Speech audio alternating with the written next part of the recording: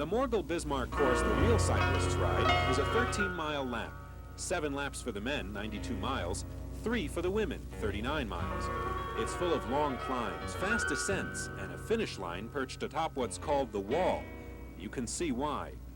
3.5 hours in 90-degree heat is a true test for even the best-conditioned cyclist. On this day, that Colorado sun proved a worthy challenger to the riders.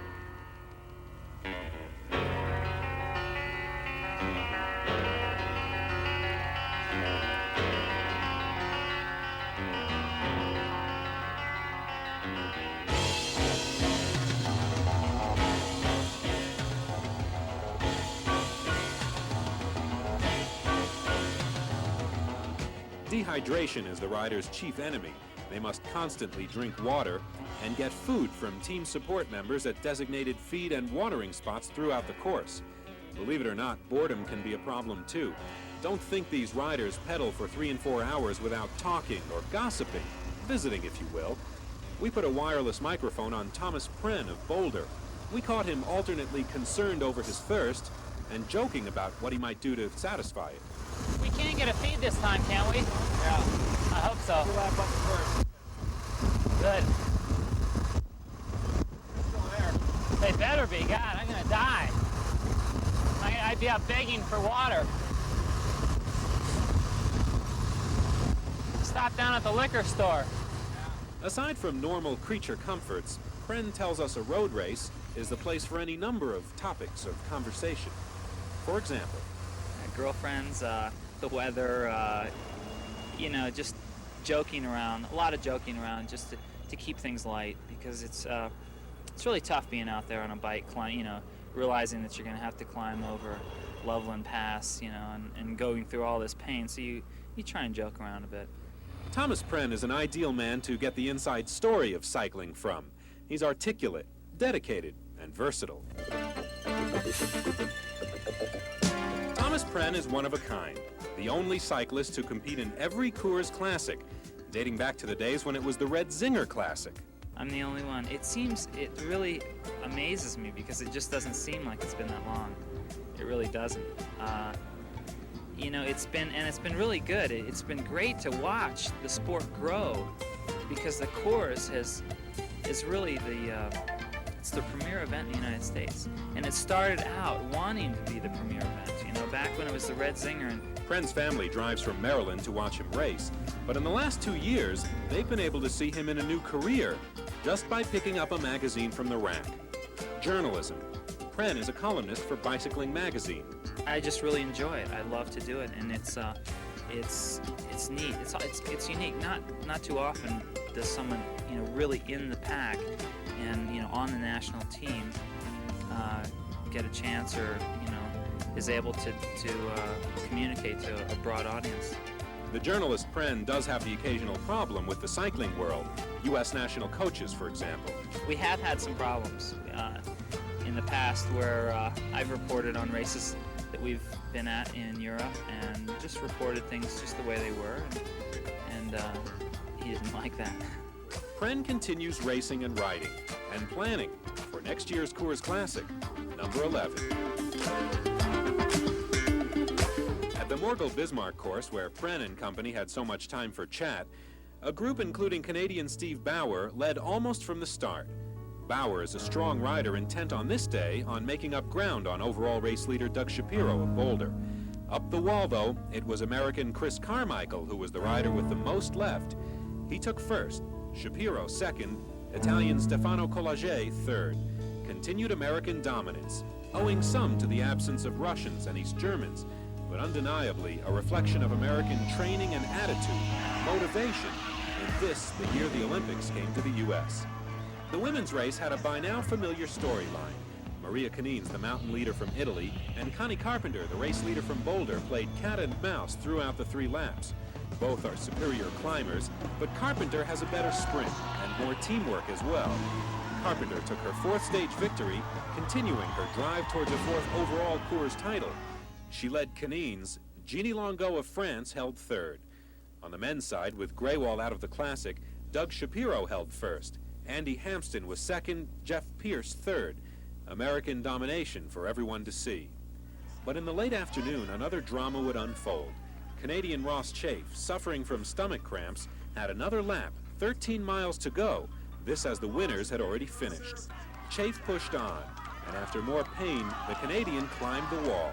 The finish line was meters away, a convoy of goodwill, Chafe's companion. Julie Moss at the end of the iron is crossing the line. It was really nice to know that the people were there. It's a lot nicer than coming across the finish line with nobody but just the banner there to finish.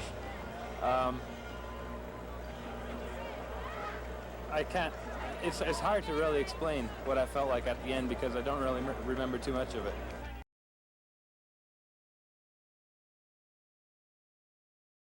On the edge of the Colorado Plains, where the flatlands meet the foothills, the classic racers meet for their final road circuit and a last chance for a runaway win. They may start slowly, but they will ride hard. Stage number 15, a road circuit called the Morgul-Bismarck. Now, believe it or not, Morgul was a cat and Bismarck a dog who belonged to a cyclist who frequently rode this route and thought it needed a name. But this year, Morgul and Bismarck, the cat and dog, are Hampsten and Lamond, who will chase, claw, and scratch at each other for 92 miles. That's 7 laps of this 13-mile course, a course which has undulating hills, a very fast descent, and is most famous for its 2 hills, the Hump and the Wall, a tortuous stretch, ending at the finish line. This became the story not of cats and dogs, but of brothers, Irishmen Alan and Paul McCormick. In the back of the pack, Lamond and Hampsten play the role of now cat and mouse, coyly shadowing one another. Though the race comprised 7 circuits, it took on its personality after the first lap. A small lead group, including the 2 Irishmen, and a chase group, at times 4.5 minutes behind, until the closing lap, when the attack from behind was mounted.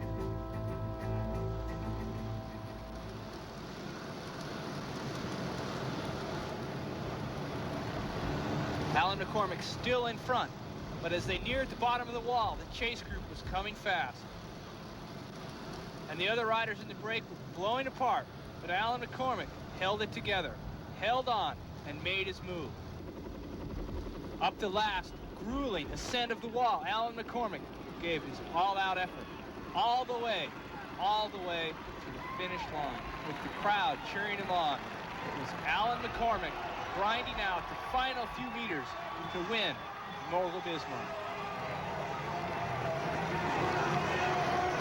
Victory will soothe the pain of the winner, but in second place, Chris Carmichael's agony is all too apparent. Still further back, Paul McCormick had spent everything to ensure his brother's win. The Irishmen had been the story, not the overall race leaders, who were too preoccupied with shadowing each other well back in the pack. Still, though they weren't factors in this race, the general classification remained the same. Get in here, Paul! Get in here! Is this... Did you guys work together to make this happen? Yeah, well, he was away, I sat on behind, and then I was away, he sat. So, we had a plan from last night to just go from the blocks. Is this one of the happiest moments of your racing career here, what's going on? Well, I never won the Morgul. I always finished 3rd and 2nd and 8th. Today was the best, you know. I think the crowd would like to say something to you here. What does everybody think of this guy?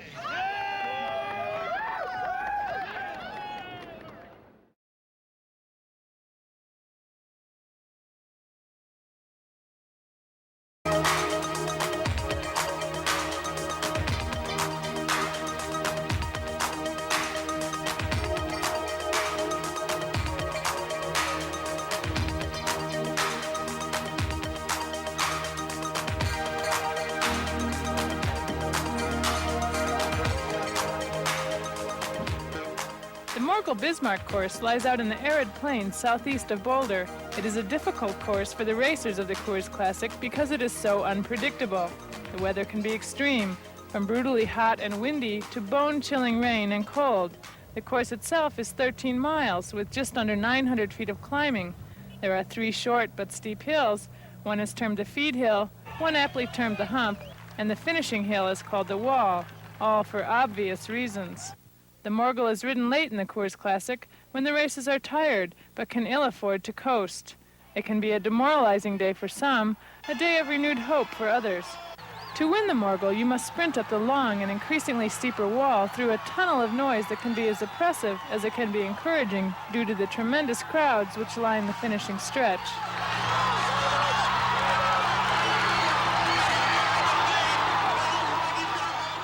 This year, the women's race featured an early attempt by Inga Benedict to rise out of the shadow of race leader Jeannie Longo. When her move failed, it was a chance for 9 lesser-known racers to slip off and gain 3.5 minutes on the field. In what was perhaps the gentlest weather day in Morgul history, the women sizzled to a new course record, and for the second year in a row, a West German would cross the finish line first. This year's champion of the Morgul was Ute Ensenauer, the 1981 world champion. The men had a tougher task than usual, with an extra lap. For the first time, 8 circuits would make up the race, totaling 105 miles. A group of 8 men led most of the way, but at the start of the last 13-mile loop, Stefan Bricht of the Bianchi team takes off and does the last lap in impressive solo fashion. He comes across the line alone, over 2 minutes ahead of the field. Back in the pack, Hinault has never let Anderson or Lamond out of his sight. Hinault still seemed very strong, and Greg too, and I tried a couple of times to get away, but they were always right there. There was just one race left in the Cours, and the leads of Hinault and Longo both seemed safe.